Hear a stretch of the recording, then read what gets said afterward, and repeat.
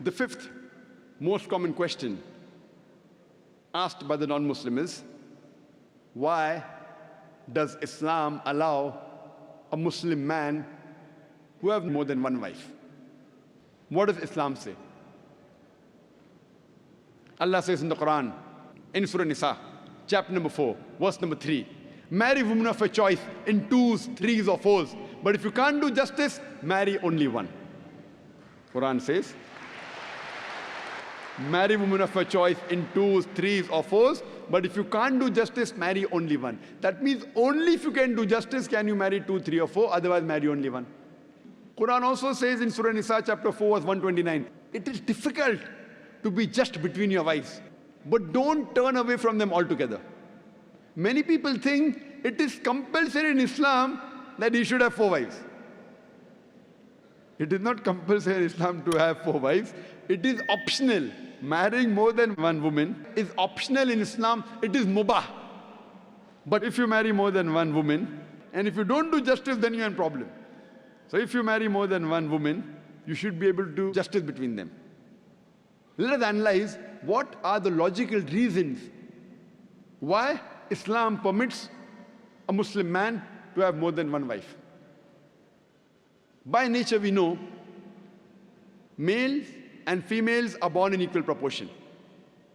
But in the pediatric age itself, you ask any medical doctor, he will tell you that medically the female sex is the stronger sex.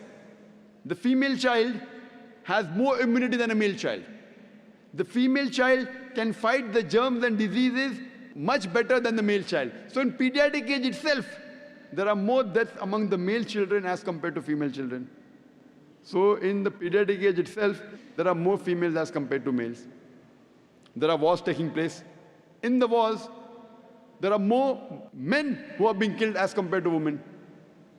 As life goes on, deaths take place due to accidents, due to alcoholism, due to drug addiction, due to disease. In all these cases, more males are dying as compared to females.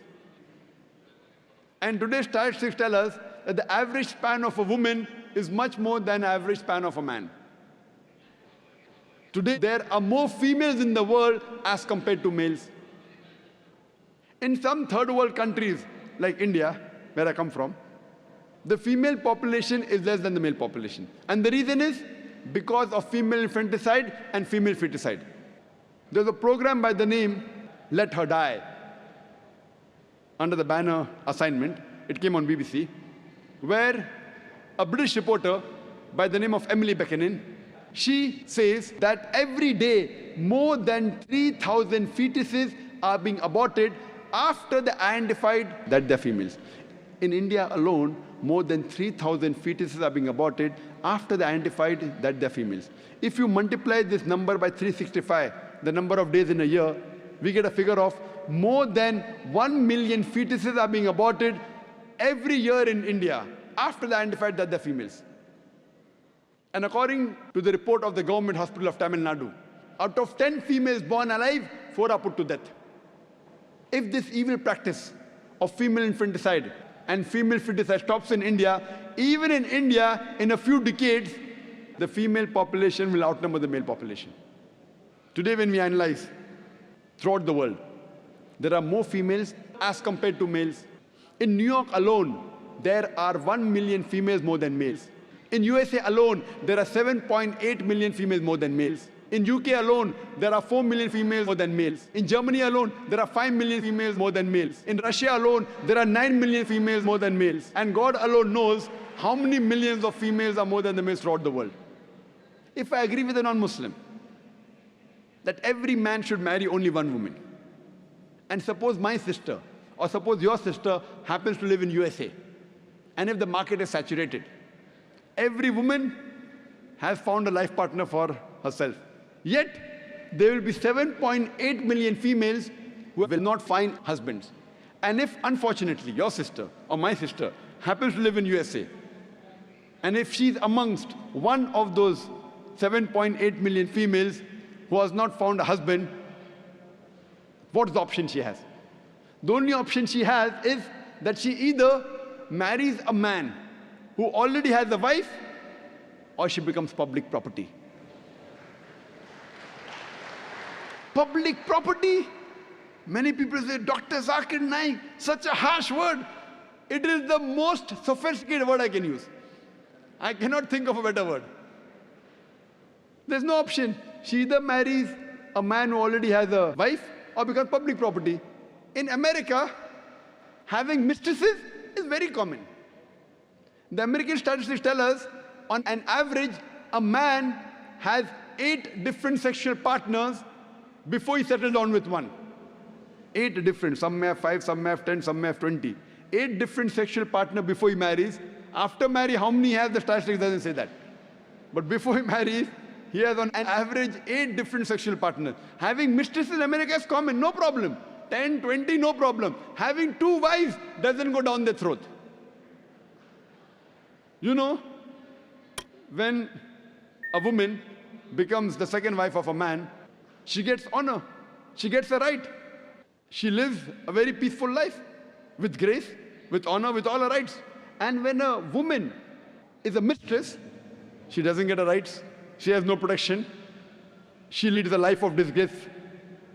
Therefore, Islam permits some men to have more than one wife to protect the woman. And I do agree, if someone tells me that no woman would like to share the husband, I agree with them. I don't argue. I agree with you that no woman under normal circumstances would like to share the husband. But the Islamic Sharia says, let a small loss take place to prevent a big loss.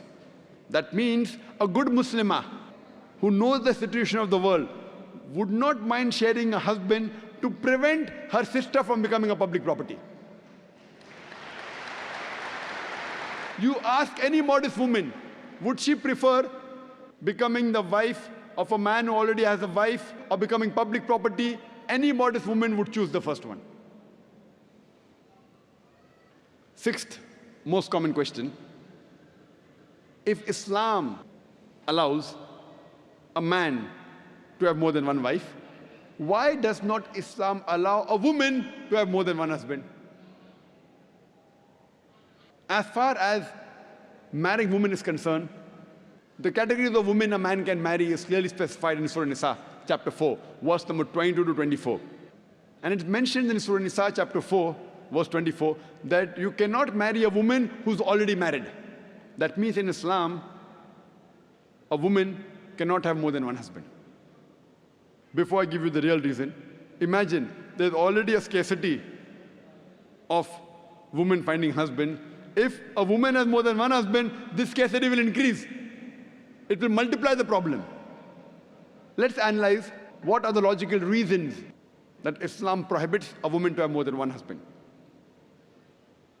When a man has more than one wife, and if any child is born out of that wedlock, you can easily identify who is the father as well as who is the mother.